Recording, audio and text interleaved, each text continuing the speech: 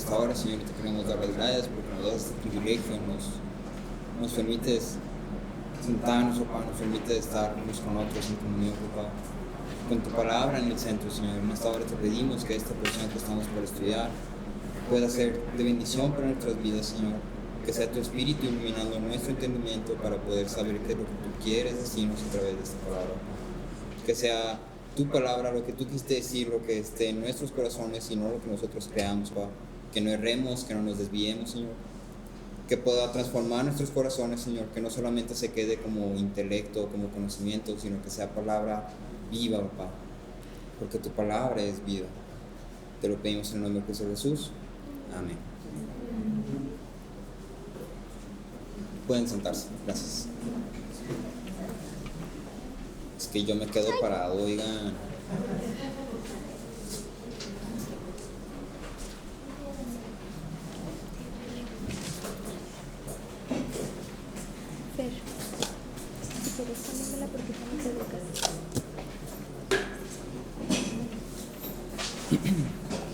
Muy bien.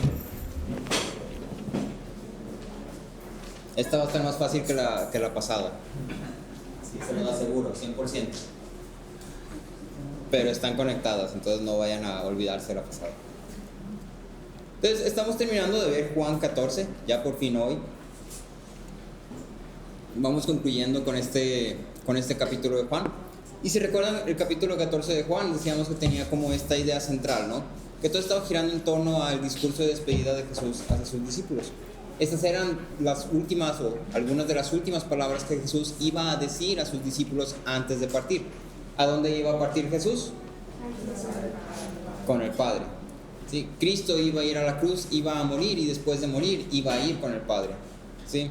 Entonces, todo este discurso que vemos del capítulo 14 en adelante, del versículo 1, está enfocado a dejar a los discípulos preparados y encaminados para que ellos puedan realizar la obra de Cristo en la tierra, para que Cristo pueda seguir su obra a través de ellos, como decíamos en la lección pasada. ¿Sí? Si te das cuenta, hay en este capítulo muchas, voy a decirles promesas, ¿sí? Muchas declaraciones de lo que Cristo va a hacer, de lo que Dios va a hacer. Y entonces yo les daré esperanza, yo haré morada, yo les prepararé un lugar, yo volveré a ustedes, yo les daré otro consolador, yo haré. Y entonces pareciera ser que lo que está haciendo Jesús está, me voy a ir, pero no te vas a quedar con las manos vacías. Me voy a ir, pero no significa que ya ahí se queda todo y ya no va a pasar nada más y pues nada más hasta aquí la dejamos y cada quien por su lado. ¿Sí? No, va a haber una continuación. Y en esta porción hay algo muy interesante, porque hemos visto hasta ahorita que le da una esperanza. Si les da una esperanza, les dice, vas a llegar a casa de mi Padre, y en casa de mi Padre hay muchas moradas, y cada morada es para cada uno de ustedes, y cada uno de ustedes va a tener su lugar ahí. Si yo voy a prepararles un lugar en casa de mi Padre. Y entonces les da esta esperanza, ¿no? Y en casa de mi Padre no hay tristeza, si en casa de mi Padre no hay aflicción, no hay sufrimiento, no hay muerte, hay gozo, hay alegría, hay alabanza, hay comunión. Eso es lo que hay en casa de mi Padre. Entonces les da una esperanza, les da una garantía de esa esperanza. Les dice, yo voy a conseguirlo, yo voy a asegurarlo a través de mi muerte, yo voy a asegurar esa esperanza para ustedes y ustedes se pueden aferrar a ella. Es seguro que lo vas a obtener. Y después de eso les da un fundamento, vamos a llamarlo, les da un fundamento en el sentido de que yo estoy unido al Padre, ustedes estarán unidos a mí, y entonces en esa unión es que está su fundamento. Sí, ahí es donde puedes tú estar completamente seguro. Y les da por último una misión. ¿Cuál era la misión de los discípulos? ¿Cuál era la misión que Jesús había dado a los discípulos?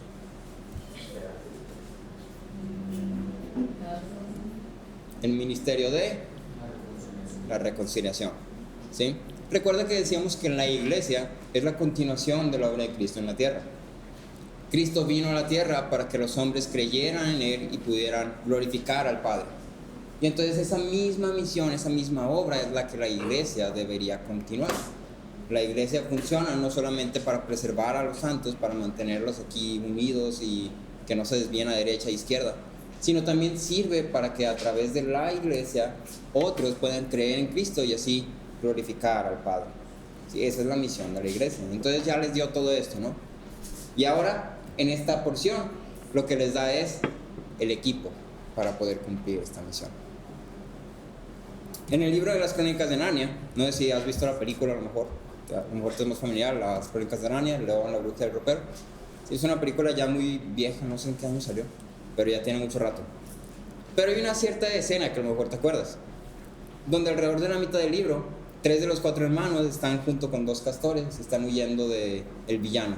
Sí, voy a tratar de usar palabras así como encubiertas para no hacer spoilers. Sí, entonces los 3 hermanos y 2 castores están huyendo del villano, ¿no? Y llegan a este punto donde los hermanos no saben qué está pasando, no tienen idea.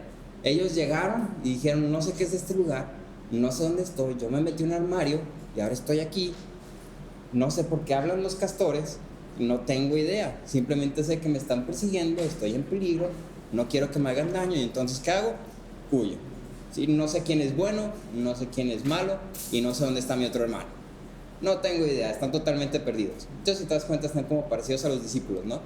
Los discípulos es, no sé a dónde va, no sé cómo es que voy a conocer al Padre, no sé cómo es que va a venir, no sé por qué lo voy a ver y los demás no tengo idea.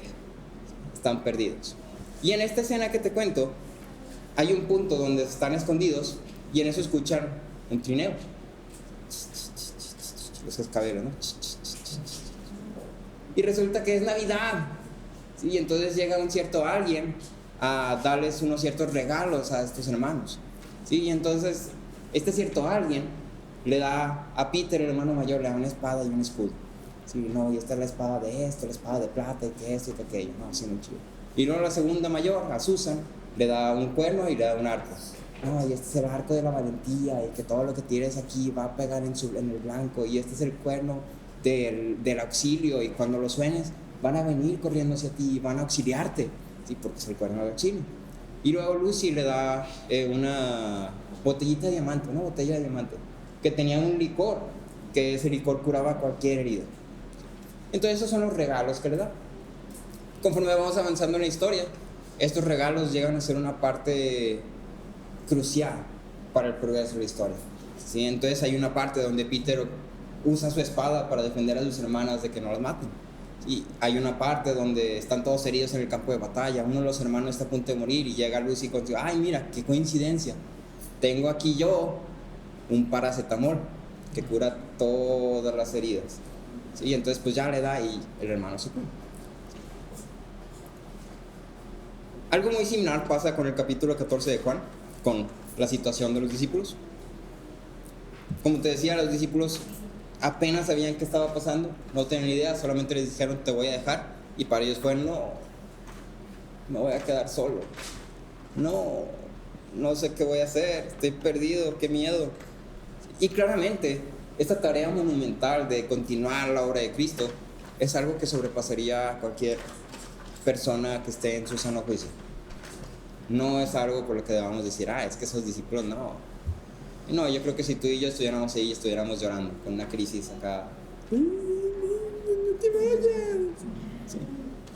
Una cosa es hacer una tarea grande, una tarea difícil, teniendo un tutor que te esté ayudando constantemente, que te esté guiando, que te esté explicando y que esté evitando que te equivoques. Otra cosa es una tarea difícil por tu cuenta. Cuando estaba en la universidad, una de las cosas que más difíciles se me hizo fueron integrales. No sé por qué las integrales se me hicieron tan difíciles. Pero cuando estábamos en clase, pues el maestro estaba explicando y le estaba haciendo con nosotros y les ponía el pizarrón y luego así en clase, está regalado, está de volada, sale. Y luego ya, bueno, hagan esta tarea, 3 integrales. Y ya estoy en la casa. ¿Cuánto vale la tarea? Vas a ver. No es lo mismo.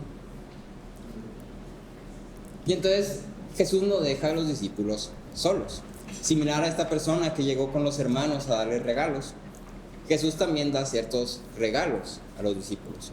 Y entonces vamos a enfocarnos en hablar sobre estos regalos que Jesús le da a sus discípulos. Y vamos a ver 3 regalos que Jesús les promete o les da a sus discípulos. 3 regalos. El primer regalo es amor para obedecer. El primer regalo es amor para obedecer. El segundo regalo es el Espíritu de la verdad. El Espíritu de la verdad. Y el tercer regalo es la paz de Cristo. ¿Sí? La paz de Cristo. Entonces, tres regalos: amor para obedecer, el Espíritu de la verdad y la paz de Cristo.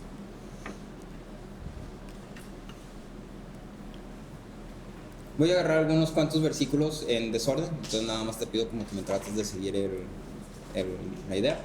Versículo 15 dice: si ustedes me aman, guardarán mis mandamientos. Versículo 21: el que tiene mis mandamientos y los guarda, este es el que me ama, y el que me ama será amado por mi Padre, y yo lo amaré y me manifestaré a él. Versículo 23 y 24: si alguien me ama, guardará mi palabra, y mi Padre lo amará, y vendremos a él y haremos con él morada. El que no me ama, no guarda mis palabras, y la palabra que ustedes oyen no es mía, sino del Padre que me envió. Versículo 30 y 31: no hablaré mucho más con ustedes, porque viene el príncipe de este mundo, y él no tiene nada en mí, pero para que el mundo sepa que yo amo al Padre, y como el Padre me mandó, así hago. Levántense, vámonos de aquí. Si lo lees con atención, te vas a dar cuenta que en todos estos versículos hay dos cosas en común. ¿Sí? Dos cosas en común. La primera es amor, y la segunda es hacer. Y siempre están conectados, siempre hay una amor, obediencia, amor, así hago. ¿Sí? Guardarán mis mandamientos, me aman. Siempre hay una acción y amor. Y entonces vamos a hablar sobre esta obediencia y amor. No sé si alguna vez has escuchado decir, o a alguien decir, que el cristianismo es una religión demasiado pesada, demasiado difícil, demasiado cruel, demasiado injusta, demasiado esto, demasiado aquello. Muchas personas consideran que esta religión pide algo que roza el límite de lo imposible. Es como que no, pues es que es una ridiculez. O sea, tu Dios da un chorro de instrucciones y quiere que las sigamos todas al pie de la letra sin equivocarnos ni una sola vez. Pues está imposible. ¿Sí? Es una ridiculez. ¿Sí? Porque habría yo de intentar obedecer lo que un tal Dios demanda cuando sé que no puedo hacerlo. No voy a poder. No puedo ni siquiera con los 10 mandamientos. Deja tú todos los mandamientos. ¿Sí? ¿Por qué pide algo imposible y luego se enoja porque no podemos? Es una ridiculez. Prefiero no tener ninguna relación con un tal Dios así. Y pues ya, cada quien por su lado. Mucha gente tiene un pensamiento similar a este. Y muchas veces, incluso nosotros mismos, nos colocamos en una posición similar a esta. La única diferencia es que por alguna razón, nosotros realmente intentamos tener una obediencia perfecta a pesar de que sea imposible. Es decir, es como, o sea, sí, lo que dices sí tiene como sentido de que está muy difícil y de que está muy pesado y de que pues se puede, o sea. Siguiente pregunta. Muchas veces nos ponemos en esta posición y nosotros queremos obedecer perfectamente como si fuera algo que pudiéramos hacer. ¿Sí? Y seguramente todos aquí ya hemos pecado en el transcurso de la mañana, y entonces sí estábamos intentando eso, ya. Sí, pecamos de que me levanté muy tarde, pecamos en que me dijeron esto, respondí feo, me levanté chuki. Entonces, buenos días, ¿cuál tiene buenos? Ya pequé. O me levanté y ¿dónde está mi zapato? No lo encuentro.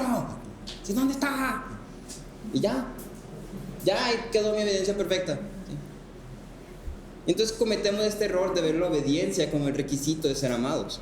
Pero en estas palabras de Jesús encontramos la verdad respecto a la obediencia. Y entonces me gustaría presentarte esta verdad con 3 puntos. Entonces estamos en obediencia y vamos a ver 3 puntos sobre obediencia y amor. ¿Okay? El primer punto es que la obediencia no es el requisito para salvación ni para ser amados. La obediencia no es el requisito para salvación ni para ser amados. El segundo es que la obediencia produce amor y el amor produce obediencia. La obediencia produce amor y el amor produce obediencia. Y el tercero es que la obediencia testifica del amor. La obediencia testifica del amor. ¿Sí? 3 puntos. La obediencia no es el requisito para ser amados o para la salvación. Segundo es, el amor produce obediencia y la obediencia produce amor, o viceversa, no importa. Y 3, la obediencia testifica del amor. Entonces vamos a hablar así poquitito de estos 3 puntos. Comenzando con que la obediencia no es el requisito para ser amados o para la salvación. Jonathan Edwards hace una pregunta que puede ayudarnos a entender esto mejor. Y te hago la pregunta que él hacía. ¿La salvación es por obras? ¿La salvación es por obras? ¿Tú qué dirías? ¿Sí o no? La respuesta a esto es sí. La salvación es por obras, pero no por tus obras. La salvación es por obras, pero no por tus obras. Es por una obra, la de Cristo. La salvación es por la obra de Cristo, no por tus obras.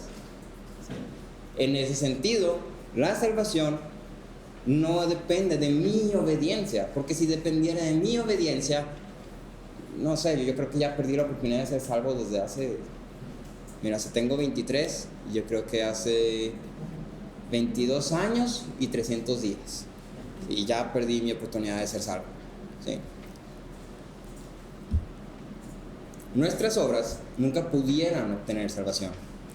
Cualquiera que intente obtener salvación por medio de sus obras va a darse cuenta tan solo unos minutos de su día que es imposible obedecer perfectamente. En esta misma idea, la obediencia tampoco es el requisito para ser amados. Decir esto sería incongruente con lo que Juan ya ha explicado en su evangelio. Si la obediencia fuera el origen del amor, entonces cuando leemos Juan 13:16, caemos en una incongruencia. ¿Qué dice Juan 3:16?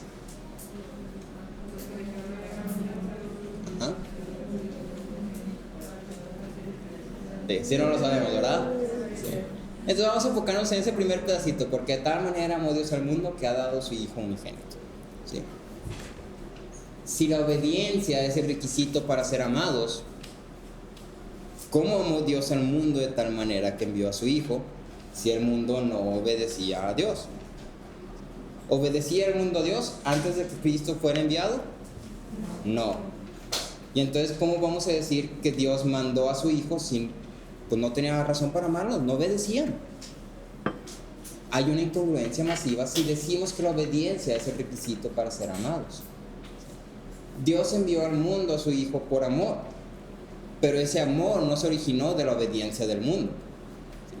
De hecho, sería como totalmente incongruente decir que es que como obedecieron, mandé a mi hijo que muriera porque no podían obedecer. ¿Qué está pasando ahí? Sí, hay una incongruencia masiva si decimos eso, pero nosotros no decimos eso. Si la obediencia es el requisito del amor, Cristo nunca hubiera venido al mundo porque nunca nos hubiera amado, porque nunca hubiéramos obedecido. Si la obediencia es el requisito del amor, Cristo nunca hubiera venido al mundo porque Dios nunca nos hubiera amado, porque nosotros nunca hubiéramos obedecido. ¿Sí? Y esto nos lleva a nuestro segundo punto. El amor produce obediencia y la obediencia produce amor. ¿Cómo es que podemos amar a Dios? Para amar a alguien es necesario primero conocer a ese alguien. No podemos amar a quien no conocemos. Nosotros no conocíamos a Dios. Sin embargo, Dios sí nos conocía a nosotros. Nosotros no podíamos establecer una relación con Dios. No obstante, Él envió a su Hijo por amor, iniciando así la relación entre Dios y los hombres, por medio de su Hijo. ¿Sí? ¿Quién inició la relación entre Dios y el hombre? Dios. Él fue el que mandó el primer mensajito de WhatsApp. ¿Sí? ¡Hey! Sí, el saludo.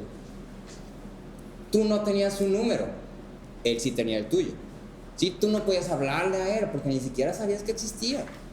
¿Sí? Él sí tenía tu número y sabía que existías. Él fue quien inició la relación.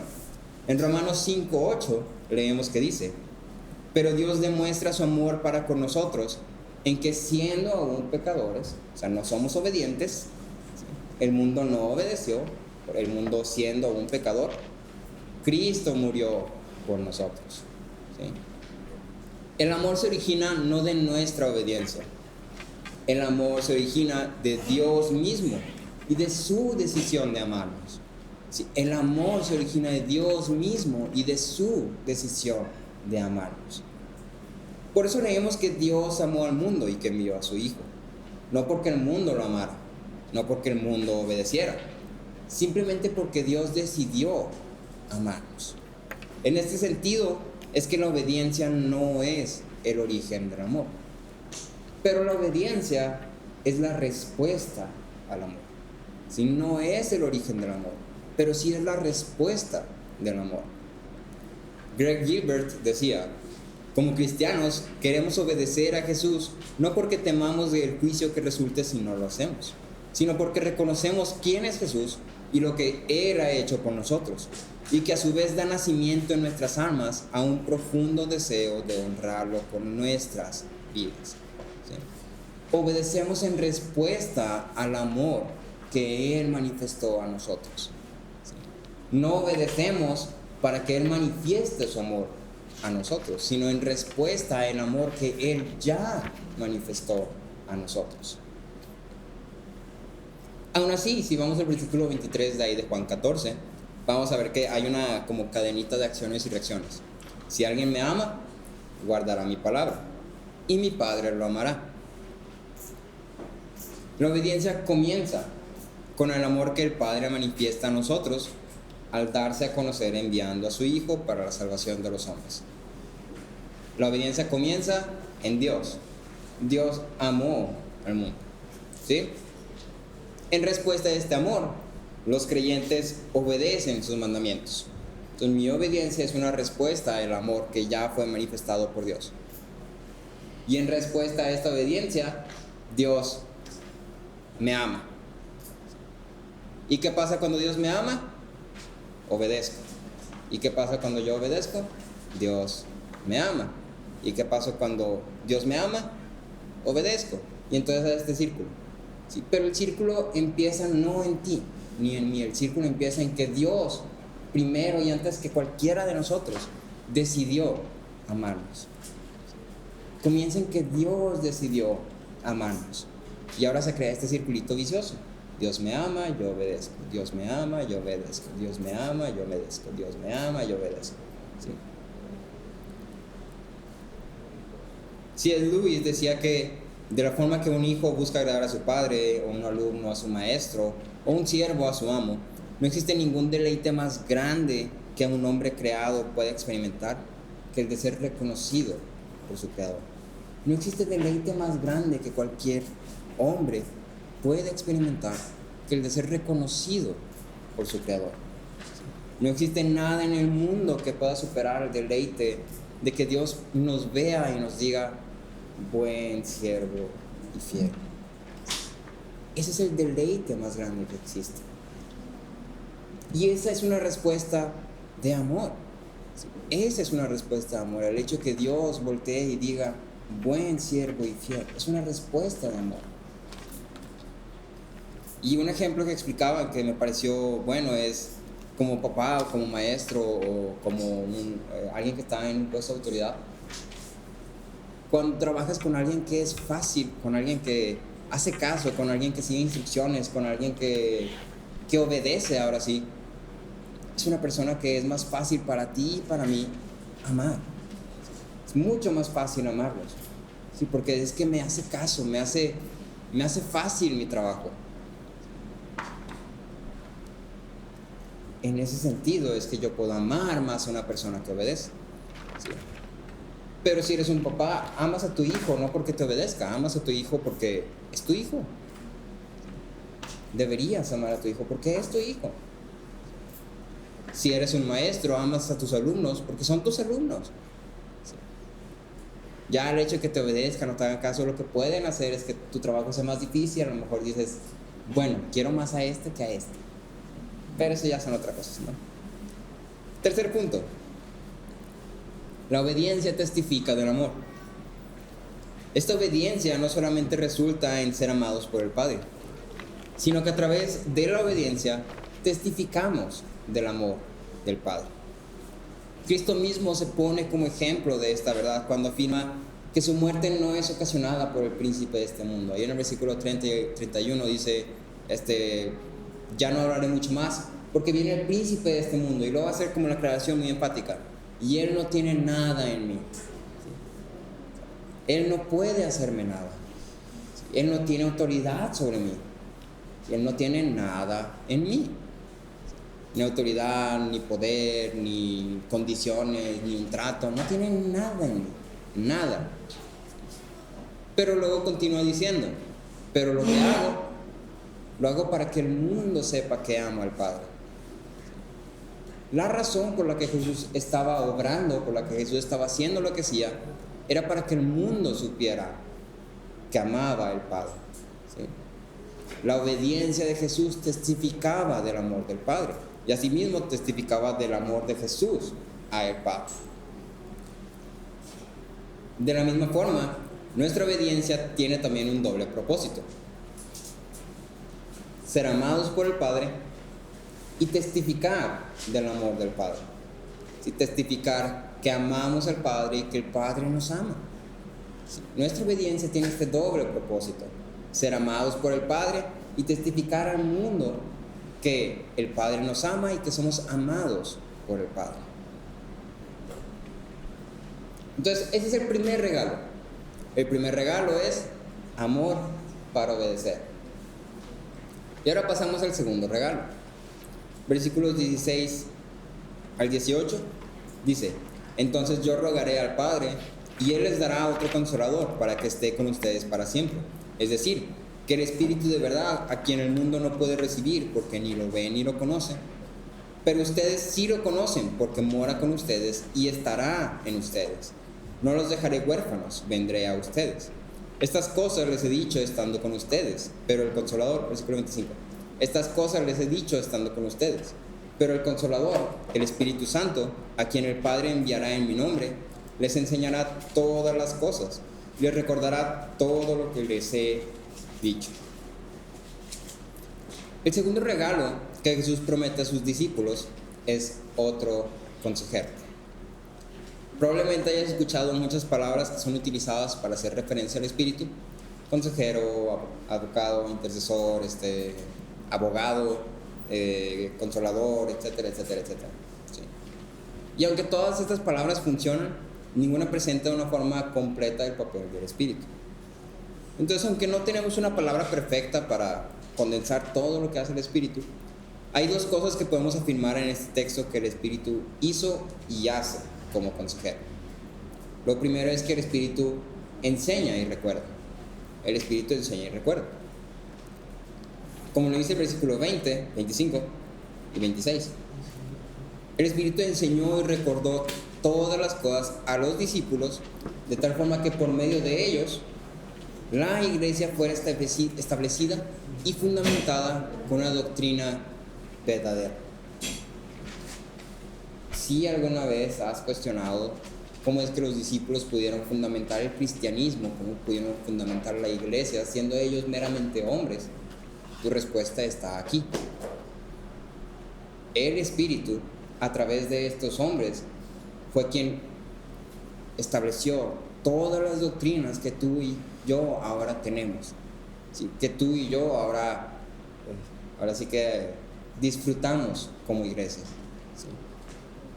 No fue meramente por el raciocinio de estos hombres, sino que el Espíritu a través de ellos les enseñó y les recordó todas las palabras de Jesús, de tal manera que ahora ellos pudieron entender y pudieron decir: ok, entonces esto es así, esto es asá, esto va por aquí, esto quítalo, esto no va, ¿sí? Y así, así, así, y ahora tenemos una religión pura y verdadera, fundamentada por Dios a través de estos hombres, a través de estos apóstoles. Esto es algo que ocurrió exclusivamente para los discípulos para que pudieran cumplir su rol como apóstoles. Sí, el enseñar y recordar fue algo que ocurrió exclusivamente para los apóstoles. Pero para ti y para mí, el Espíritu nos capacita para entender las verdades de Dios. nos capacita para entender las verdades de Dios. O en otra palabra, ilumina nuestro entendimiento. El Espíritu ilumina nuestro entendimiento.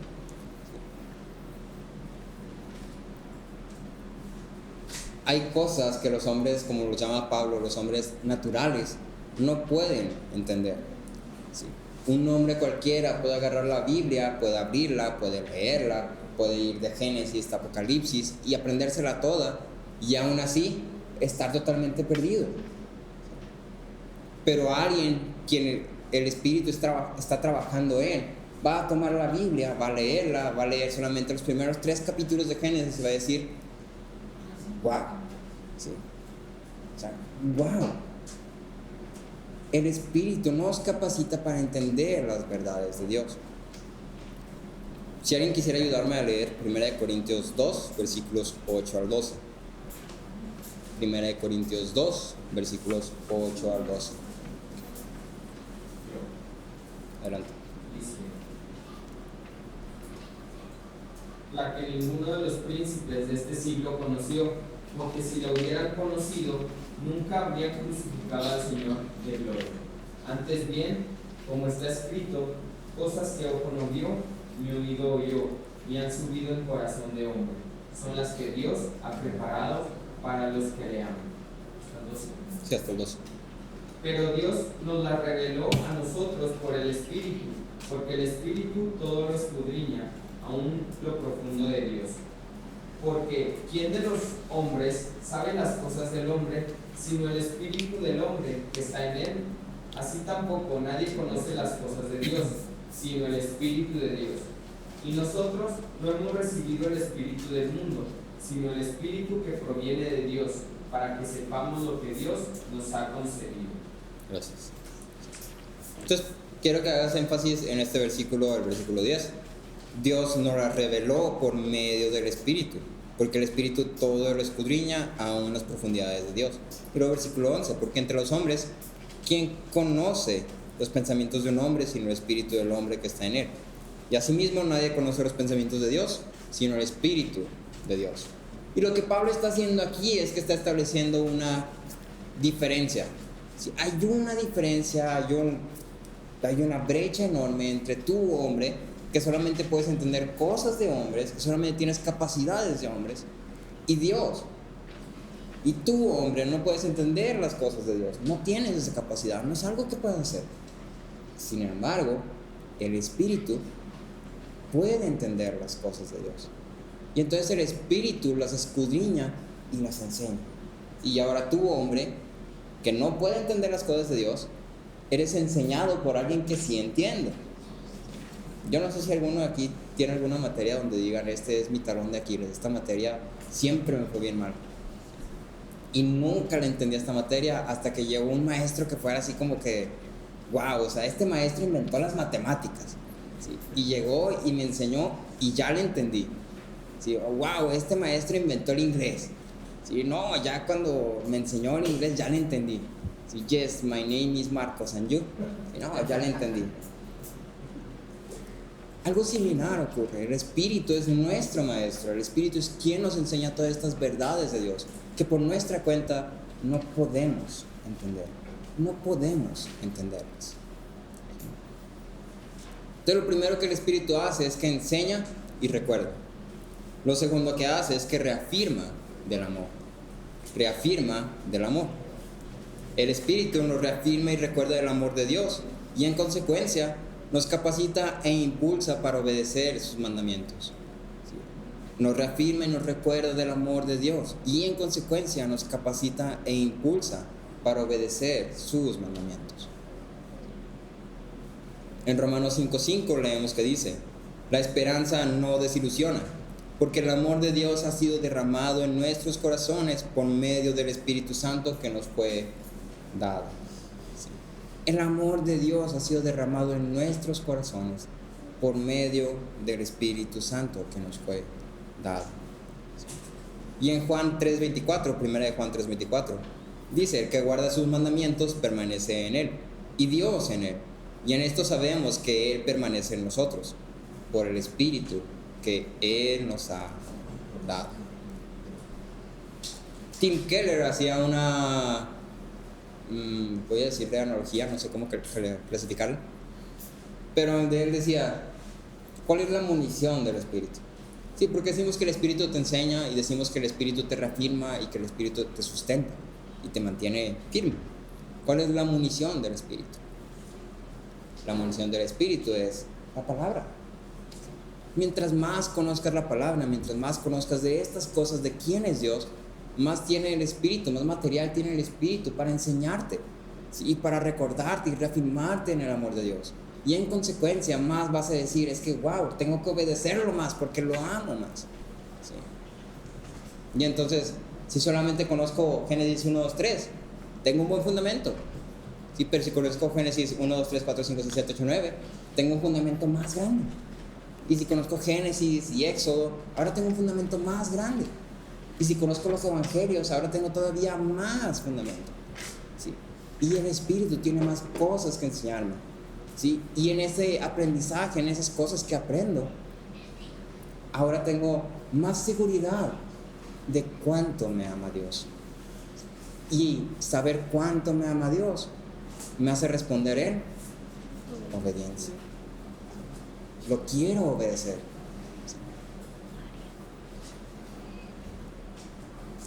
Segundo regalo, el Espíritu de la verdad. Tercer y último regalo, versículos 27 y 28. La paz les dejo, mi paz les doy. No se las doy a ustedes como el mundo la da. No se turbe su corazón ni tenga miedo. Oyeron que les dije, me voy y vendré a ustedes. Si me amaran, se regocijarían porque voy al Padre, ya que el Padre es mayor que yo. El tercer y último regalo que Cristo promete a sus discípulos es paz. Ahora, esta palabra de paz refleja el término hebreo shalom, que es utilizado como un saludo y una despedida, y es como un tipo de bendición, ¿sí? Como un ve en paz, ve con bien, ¿sí? O nos vemos, o espero que estés bien, ¿sí? Y ahora hay algo muy interesante aquí. Durante el siglo, pues sí, los primeros 2 siglos más o menos, hubo este evento que se llamaba la Pax Romana. Y la Pax Romana fue el resultado de todo el imperio romano creciendo a tal grado y siendo un imperio masivo y espectacular, ¿sí? Donde todo estaba en orden, donde todo funcionaba de una forma impresionante. Y entonces toda la gente que era conquistada por el imperio romano, en vez de sentirse así como que, ay, ya perdí mi libertad, o ay, ya perdí mi ciudadanía, o esto, decía, qué bueno, ¿sí? Porque el imperio romano era tan bueno que todos estaban seguros para hacer lo que quisieran. O sea, ellos podían andar en las calles en las noches, ellos podían tener sus cultivos, ellos podían tener sus trabajos, ellos podían hacer esto, podían hacer aquello, y estaban en paz, ¿sí? La única condición es que tenían que pagar un cierto impuesto, ¿sí? Entonces ellos pagaban el impuesto, y ahora el imperio se aseguraba de que quienes pagaban el impuesto no fueran atacados, no fueran heridos, no fueran maltratados, no fueran echados fuera, ¿sí? Se aseguraba de que todo estuviera en paz, ¿sí? La paz romana fue una de las cosas que hasta ahorita todavía sigue siendo así como wow, o sea, es lo más cercano que tuvimos a un mundo en paz, según el mundo. La paz del mundo, la paz que el mundo ofrece hoy, es una paz que está fundamentada en una verdad relativa. ¿En qué sentido? Como decía mi amigo Benito Juárez, ¿sí? El respeto al derecho ajeno es la paz. Tú haz lo que tú quieras, tú haz lo que te dé la gana, tú piensa lo que tú quieras, tú crees lo que te dé la gana, y yo no te voy a decir nada, y yo voy a respetarte, y si no estoy de acuerdo, está bien. Cada quien, al cabo la verdad es relativa. Yo puedo tener mi verdad, tú puedes tener tu verdad, él puede tener su verdad, y el punto aquí no es que haya una verdad total, sino que cada quien tiene su verdad y cada quien vive como cada quien quiere. Y si todos vivimos así, todos vamos a estar en paz. Esa es la paz que el mundo ofrece. Y todos estos movimientos que ves hoy en día en el mundo, especialmente allá en Estados Unidos, que es como más, de ahí sale todo y luego ya se va extendiendo, ¿sí?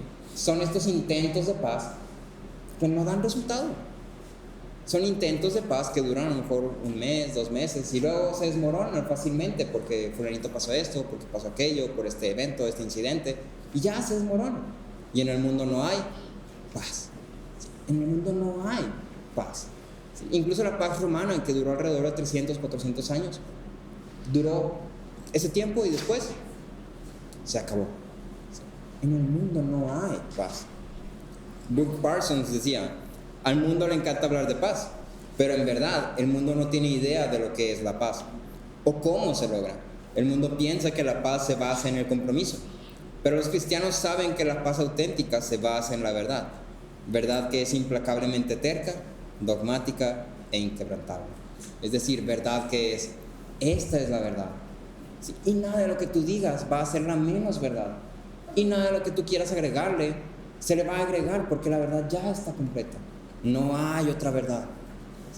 Si no tienes esta verdad, lo que tú llamas verdad para ti no es verdad.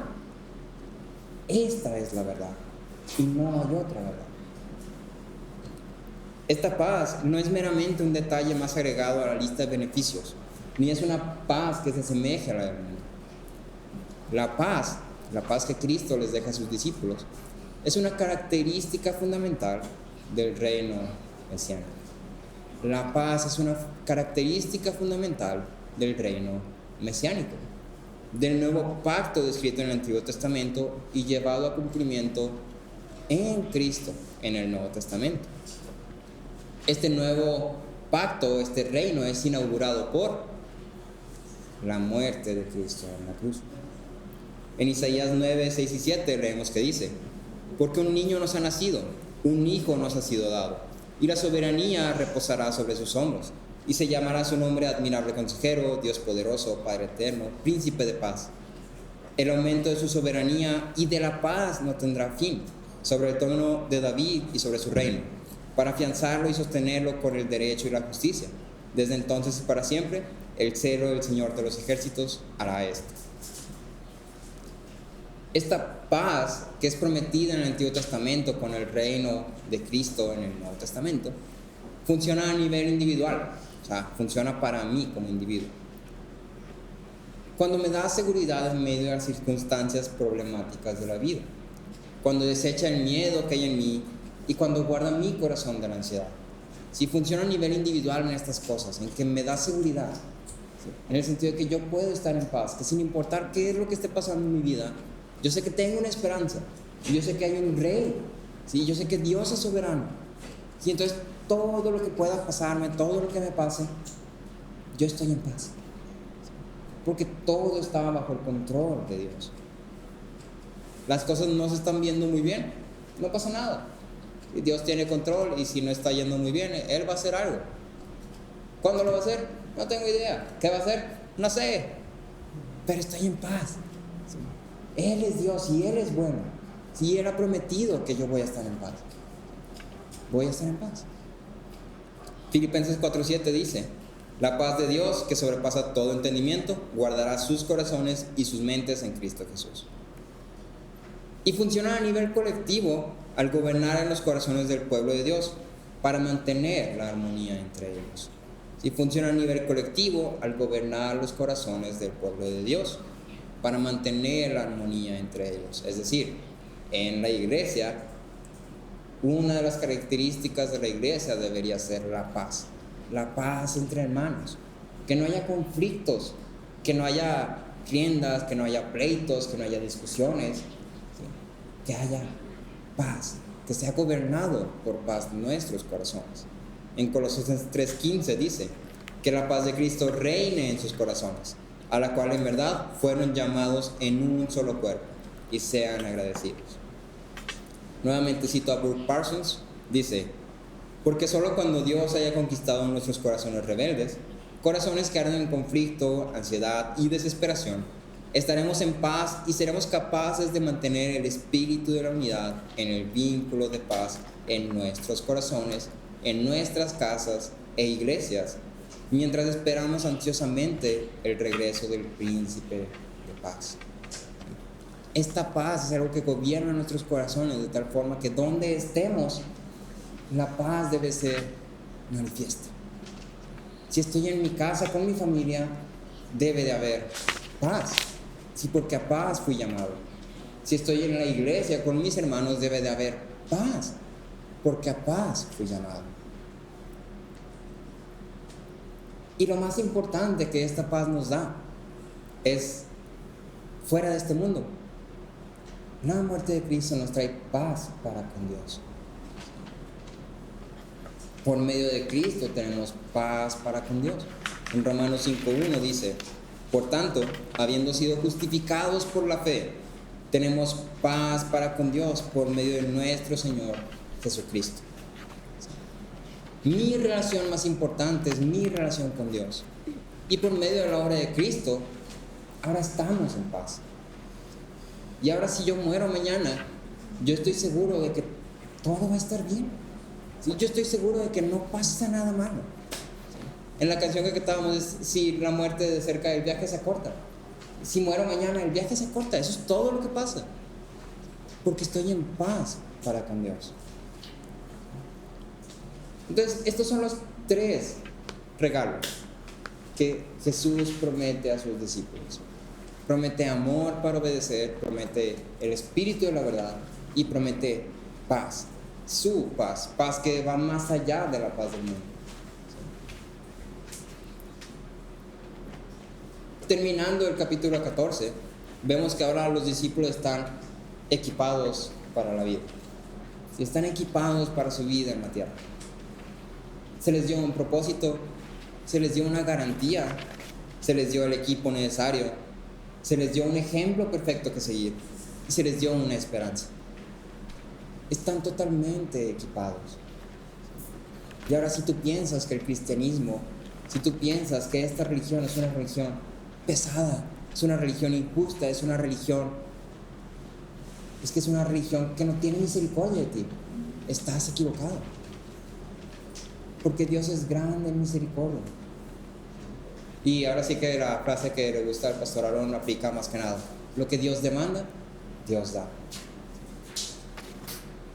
Todo lo que Dios pide de nosotros lo encontramos en que Dios mismo nos lo ha dado.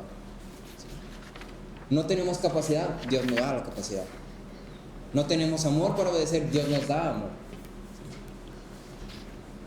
No tenemos nadie junto a nosotros, Dios nos da a alguien que esté para nosotros, con nosotros para siempre. Todo lo que necesitamos, todo lo que pudiéramos llegar a necesitar, nos es dado. Dios nos da todas las cosas. Y ahora la única condición de estos regalos es poner nuestra fe en Cristo, en su obra, en lo que Él ha hecho. Es simplemente extender nuestra mano y decir: creo. Y creo porque lo puedo ver. Creo porque aquí es claro. Creo porque tú has manifestado tu amor a través de tu Hijo. Creo en esa obra y creo que por medio de esa obra puedo ser salvo y puedo obtener todas estas cosas que tú has prometido. Puedo obtener una esperanza, puedo obtener el equipo perfecto, puedo obtenerlo todo. Oramos para terminar. Padre, estamos agradecidos contigo, Señor, porque tú eres bueno, Papá, porque tú eres misericordioso y grande. En gracias, Señor, porque tú has manifestado tu amor hacia nosotros a pesar de no merecerlo, Papá.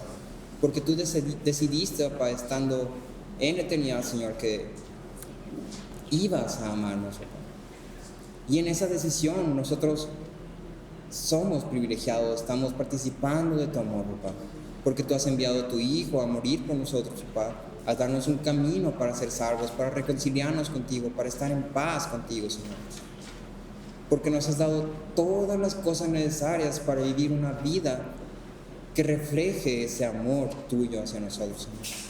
Te pedimos en esta hora que podamos depender de estas cosas que tú nos has dado para vivir sabiamente, Señor, para vivir dignamente, para poder amarte, para poder obedecerte, para poder entender tu palabra, para poder predicar el evangelio a todos aquellos que nos rodean, Señor. Que no dependamos de nosotros mismos y que podamos amarte cada día más y más, Señor. Te lo pedimos y te damos gracias en nombre de Cristo Jesús. Amén. Muy bien. Abro un espacio para dudas o preguntas. También si se les pasó alguna de las preguntas de las hojitas, pueden preguntar y ya les digo la respuesta. Nur.